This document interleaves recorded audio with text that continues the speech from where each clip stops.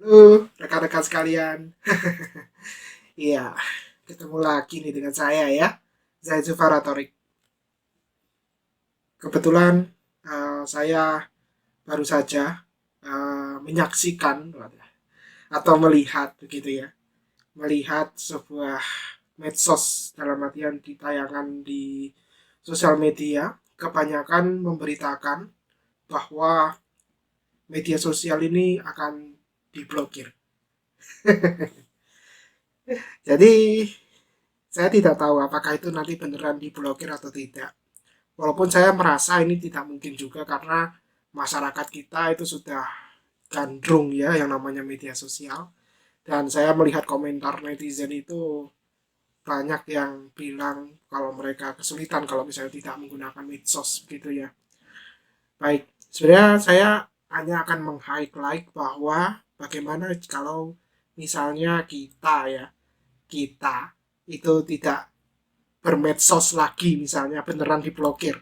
Misalnya ya, ini kalau di sini misalnya saja, ini bukan beneran.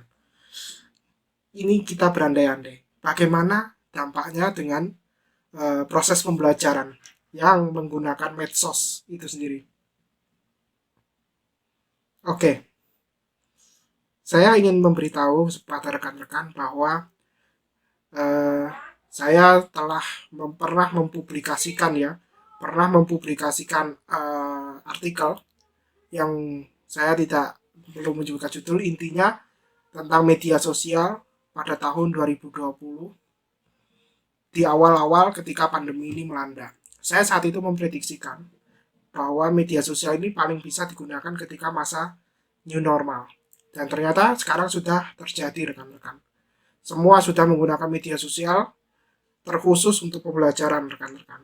Banyak sekarang ada menggunakan YouTube, Instagram, WhatsApp, terutama WhatsApp, kemudian TikTok, yang terbaru ini TikTok, itu semua digunakan untuk pembelajaran rekan-rekan.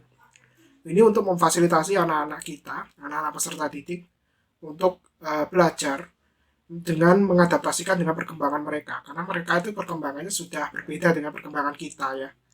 Nah, dalam bahasan itu uh, saya perlu memberitahukan nah istilahnya begitu, walaupun kalau dalam tanda kutip saya memaparkan itu saya masih belum waktunya ya, pakarnya itu belum ya, tapi saya sedikit memberitahukan bahwa untuk membuat media sosial seperti itu untuk pembelajaran, maka yang ada panduan-panduannya. Jadi katakanlah kalau mau ngupload video di YouTube begitu, ada maksimal durasi yang harus dilakukan. Jadi misalnya kalau YouTube misalnya 3 menit sampai 5 menit begitu, atau buat konten yang tidak terlalu membosankan. Jadi hal-hal seperti itu perlu juga dipahami juga sebenarnya. Jadi ketika walaupun mungkin apa dalam artian media sosial ini adalah bagian integral yang bisa digunakan oleh peserta didik, tapi tidak menutup kemungkinan kita sebagai pengajar atau pendidik atau pembelajar juga itu juga harus mengadaptasikan dengan mereka. Karena beda-beda loh ya, kalau misalnya kita membuat video 1 jam itu rasanya gimana gitu. 1 jam ya menang-menang terus ya gitu ya bahasanya. Jadi ya seperti yang saya lakukan ini juga sebenarnya bisa saja membosankan ini, tapi makanya saya perlu masukan dari rekan-rekan sekalian. Tapi uh, bagaimana jadinya apabila kalau misalnya media sosial ini tiba-tiba dihentikan rekan-rekan? Apa yang akan terjadi? Saya sebenarnya pengen membuat kajian tentang itu. Apabila media sosial ini tidak ada, ketika semua itu sudah gandrung yang namanya sosial media. Bayangkan survei APJII ya, itu sudah berapa persen itu yang menggunakan media sosial. Jadi luar biasa penggunanya.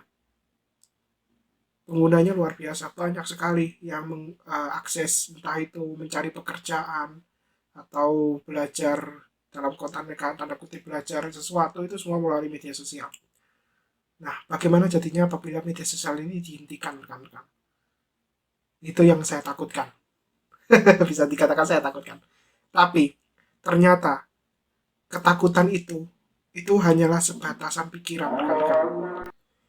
Tapi ketakutan itu hanyalah batasan, ternyata itu batasan pikiran saya rekan-rekan. Sekarang saja, eh, katakanlah Google diblokir.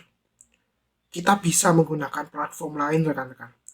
Ada Bing.com gitu ya. Lalu Fandex itu juga ada, bisa kita gunakan. Dan banyak lagi search engine yang bisa kita manfaatkan rekan-rekan. Lalu kalau misalnya WhatsApp dihapus, maka kita bisa kembali lagi dengan menggunakan SMS rekan-rekan. Itu hanya asumsi saya saja. Dan sebenarnya juga ada lagi yang lain, ada Telegram, lalu ada juga dan sebagainya ya, aplikasi berbasis chatting itu, telekonferensi audio itu. Maaf, ya telekonferensi. Jadi kita juga bisa menggunakan Google Classroom rekan-rekan sebagai pola pembelajarannya. Tidak harus menggunakan WhatsApp. Jadi uh, hal-hal seperti ini.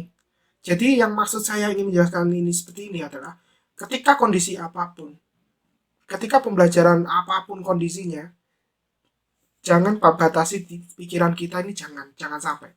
Karena ketika kita membatasi pikiran kita, maka hal yang kelihatan sebenarnya itu mudah untuk dikerjakan, maka itu seolah-olah itu hal yang seperti ibarat rekan-rekan naik ke atas gunung. Wah, itu hal yang wah. Padahal itu hanya naik naik batu saja. Tapi naik batu kecil maksudnya. Tapi itu seolah-olah dibuat seperti naik ke atas gunung. Jadi benar-benar memang kita jangan sampai membatasi pikiran kita.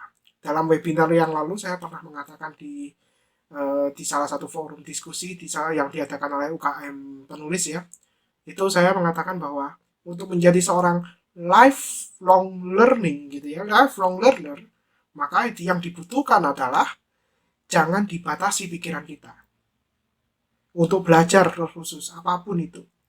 Sehingga yang saya tekankan di sini adalah saya ingin personalisasi dalam arti diri rekan-rekan sekalian itu tetap bisa berkembang. Karena problem utama dari kita adalah kita sering membatasi pikiran kita. Kita hanya mengambil satu sudut pandang, tapi kita tidak mencoba dengan menggunakan sudut pandang lain untuk memecahkan suatu masalah. Ibaratnya 2 tambah 2 sama dengan 4. Tapi sebenarnya proses 2 tambah 2 itu juga tidak harus jawabannya selalu 4. Bisa juga dengan 2 kali 2, atau dengan 4 kurangi 0, atau dengan 1 kali 4 dan sebagainya. Yang buarannya tetap jawabannya 4 rekan-rekan. Tapi di situ kita belajar mencari sudut pandang lain. Termasuk yang kita lakukan sekarang ini.